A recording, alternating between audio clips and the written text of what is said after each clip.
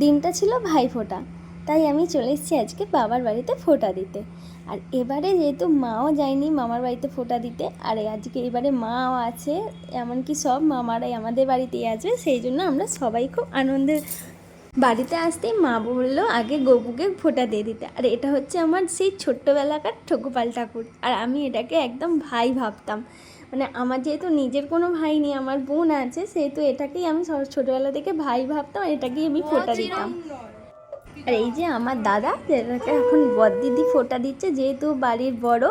এরপর আমার মেয়ের দিদি মানে মানসু দিদি ফোঁটা দেবে, তারপর আমি। আর আমরা আগে বড় থেকে ছোট সবাই, তারপরে আমাদের মাম্পু মানে আমাদের ছোট বোন, সবাই আমরা আস্তে আস্তে ফোঁটা দেবো। এখন আমি দিচ্ছি দাদাকে ফোঁটা।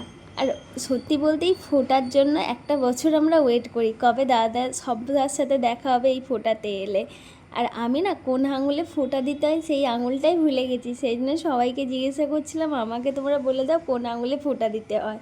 আর দেখো ফোঁটা দেওয়ার অনেকের অনেক রকম নিয়ম আছে, আমাদের তো এইভাবেই ফোঁটা দিই।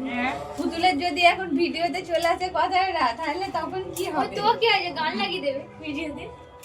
সে যদি এখন ভুল করে গান লাগাতে ভুল হয়ে যায়।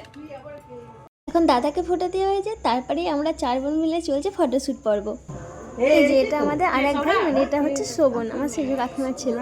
কিন্তু এ হচ্ছে প্রচুর খেতে ভালোবাসে।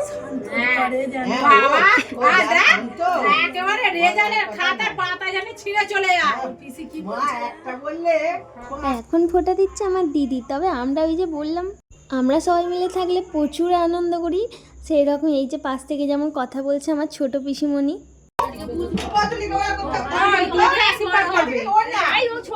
ছোট বাবা অনেক বড়, বেশি করে খা, লেখাপড়া শিখে আর পাতা ছিঁড়ে ফেল। লিগে একটা পাতা ছিঁড়ে ফেলবি। প্রত্যেকটা বিষয়ে 100 তে 100 বা 0 না পেয়ে বাবা 100 এর মধ্যে একেবারে 150 পেয়ে যাবি একবারে সব। এটা হলো আমাদের বড়দাদা ভাই। এখন আমরা সবাই মিলে দিয়ে দেবো বড়দাদা ভাইকে ফোঁটা। আর এটা হচ্ছে ফোঁটার ব্লগ, সে তো অনেকটা বড় হয়ে যাচ্ছে। আর এখানে পিসিমণি দিচ্ছে আমার বাবা জেঠুদের ফোঁটা। আর এই বছরে একটু জেঠুর শরীর খারাপ থাকার কারণে জেঠু নিচে বসতে পারবে না, তাই পিসি মানে আমাদের চেয়ারে বসে ওনাদের ফোঁটা দিচ্ছে। আর এটা আমার সেজো কাকা, বাবা, জেঠু সবাই একসাথেই আছে। এই যে আমাদের পুটকি সোনা এখন দিচ্ছে জেঠুকে ফোঁটা। এটা হচ্ছে ওর দাদু। এবার এসে গেছে আমার মায়ের পালা, আমার মা দিচ্ছে মামাদের ফোঁটা। ওইদিকে বড় মামা, এদিকে মেজো মামা। এখনও সেজো মামা ছোটো মামা এসে পৌঁছায়নি, তাই মা ওই বড় মামা আর মেজো মামাকে আগে ফোঁটা দিয়ে দিচ্ছে।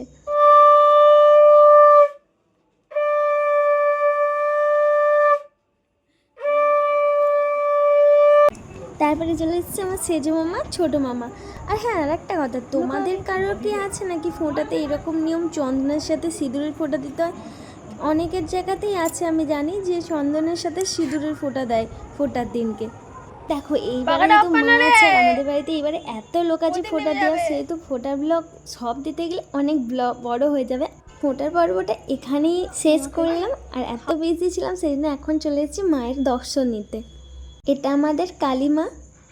তবে হ্যাঁ, আমরা দুর্গাপুজোর থেকে কালী পুজোটাতেই বেশি এনজয় করি, কারণ আমাদের এখানে এই কালী পুজোতেই প্রচুর পরিমাণে অনুষ্ঠান হয়।